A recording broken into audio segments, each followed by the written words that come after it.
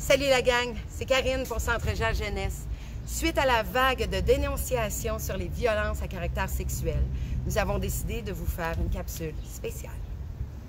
On veut commencer la vidéo par dire que dans la pensée populaire, les femmes vont souvent être perçues comme les victimes, puis les hommes comme les agresseurs. On veut juste dire que ça peut être le contraire, ou que notre vidéo va être inclusive de tout le monde, de tous les humains, que ce soit les femmes, les hommes, les personnes trans, non-binaires ou n'importe qui d'autre. On veut aussi dans notre vidéo légitimiser tous les types de dénonciations, que ce soit par la police, que ce soit par Internet, même si c'est plusieurs années après les faits, même si tes souvenirs de l'événement sont un peu flous, c'est correct, puis on te croit. L'important, c'est de ne pas juger leurs histoires, ce qui s'est passé, la gravité des gestes qui ont été commis. On connaît parfois mal ce qui s'est passé. Quand on vit un événement traumatisant, il y a 3 grandes réponses que notre corps peut avoir: figer, fuir ou combattre. Les 3 sont complètement normales et valides. Aussi, après avoir vécu ce genre d'événement-là, notre corps, ça se peut qu'il décide de bloquer les souvenirs juste pour nous protéger. Puis ça peut aussi se faire voir avec des manifestations physiques, comme des maux de ventre, des maux de tête ou même des nausées. Également, suite à un tel événement, plusieurs répercussions sur la santé mentale peuvent survenir. Des épisodes dépressifs, quelque chose en lien avec l'anxiété, même du trouble de stress post-traumatique. On peut se réveiller la nuit, faire des cauchemars, avoir des sursauts, avoir des images, des flashbacks qui nous reviennent.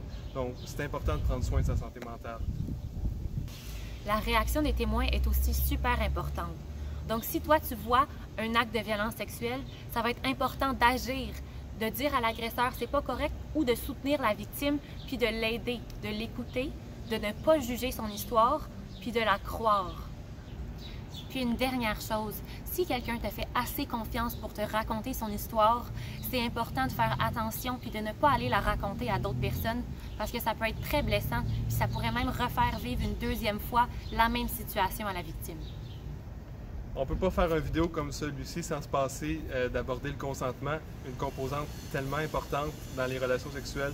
Donc, pour qu'un consentement soit valide, il doit être donné de manière libre, éclairée, volontaire, avec toutes ses capacités. Puis même, je rajouterais la composante, elle doit être donnée avec enthousiasme. Puis c'est important que ce consentement-là soit donné avec des paroles ou des gestes. Donc, ça doit être dit qu'on veut participer, puis ça doit être fait à chaque étape, à chaque geste sexuel qui est fait. Même si tu es avec ton partenaire ou ta partenaire, que vous êtes un couple et que tout va bien, que le matin on décide, oui, ça serait le fun ce soir d'avoir beaucoup de plaisir ensemble et que tu arrives à la fin de la journée et finalement ça ne te tente pas, tu as le droit de dire non. Si tu es endormi, intoxiqué ou inconscient, c'est non. C'est important que le consentement soit donné au moment même où l'activité sexuelle a lieu. Donc, tu peux accepter certaines étapes, certains gestes sexuels, puis en refuser d'autres. Dans ce temps-là, c'est non. Maintenant, c'est important qu'on parle aux yeux de la loi. L'âge du consentement sexuel est établi à 16 ans. Par contre, c'est possible d'avoir des relations sexuelles avant 16 ans. Il y a certaines règles qui s'appliquent, donc de 12 à 13 ans, c'est un maximum de 2 ans d'écart.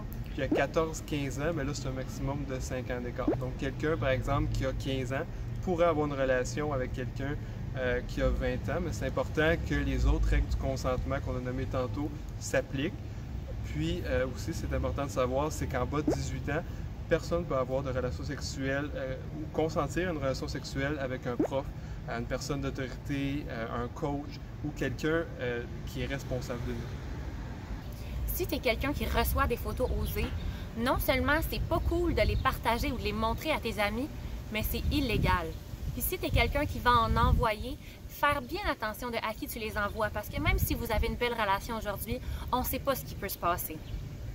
Si jamais tu te sens interpellé par les gestes qu'on a voulu dénoncer dans cette vidéo-là, c'est important de prendre un pas de recul, puis de réévaluer tes actions, puis d'entreprendre une démarche personnelle si tu t'en sens prêt.